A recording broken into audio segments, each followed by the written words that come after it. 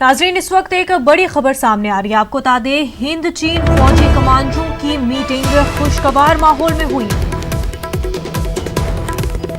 आपको अहम खबर इस वक्त की बता दें नाजरीन, हिंद चीन फौजी कमांडरों की मीटिंग खुशगवार माहौल में बातचीत हुई है। वजारत खारजा का कहना है सरहद पर तातुल खत्म करने के लिए सफारती और फौजी सतह पर बातचीत जारी रहेगी। सरहद पर अमन को यकीनी बनाने के लिए बातचीत का सिलसिला जारी रहेगा। हिंद चीन फौजी कमांडरों की मीटिंग हुई है। वजारत खारजा का कहना है कि खुशगवार माहौल में ये बातचीत हुई है। हमारे नुमाइंदे शैलेंद्र वांगू इस वक्त हमारे साथ जुड़ चुके हैं। शैलेंद्र, जिस तरह से ये मीटिंग हुई है हिंद चीन फौजी कमांडरों के दरमियान, क्या कुछ इस मीटिंग से निकल कर आया? मुनज़्ज़ा, आपको बता दें कि कल बैठक हुई थी कोर कमांडर लेवल पर। करीब 5 घंटे तक की बैठक चली थी, लेकिन कल कोई स्टेटमेंट नहीं आया था। लेकिन आज भारतीय विदेश मंत्रालय की तरफ से इस पे स्टेटमेंट जारी किया गया है और साफ किया गया है कि कल की जो बैठक हुई थी वो पॉजिटिव माहौल में हुई थी और सौहार्दपूर्ण माहौल में ये बैठक हुई थी। और वहीं दोनों देश इस बात पर सहमत हुए हैं कि शांतिपूर्ण तरीके से जल्द इस मसले का हल निकलना चाहिए। इस पर दोनों देश सहमत हुए हैं।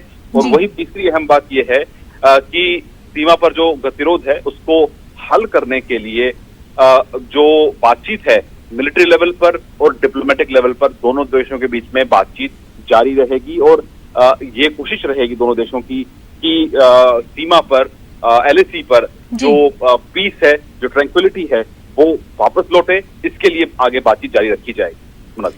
शैलेंद्र, जिस तरह से माना जा रहा है कि क्या ऐसा है कि जो इंडिया नेपाल का जो एक तरह से कॉन्ट्रोडिक्शन चल रहा है, चाइना कहीं ना कहीं उसमें आर्टिकुलेट इंटरवीन करने की कोशिश इस सब के जरिए कर रहा है?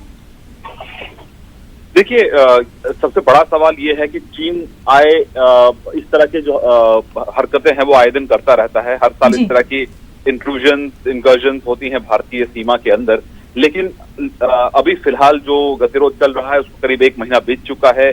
अभी भी LAC पर चाइना की फोर्सेज उन स्पॉट्स पर बैठे हुए हैं जहां पर इंडियन पेट्रोल्स हुआ करते थे। लेकिन अब क्योंकि दोनों देशों के बीच में मिलिट्री लेवल और डिप्लोमेटिक लेवल पर बातचीत चल रही है, तो ये एक पॉजिटिव मैसेज है भारत की तरफ से भी, चीन की तरफ से भी।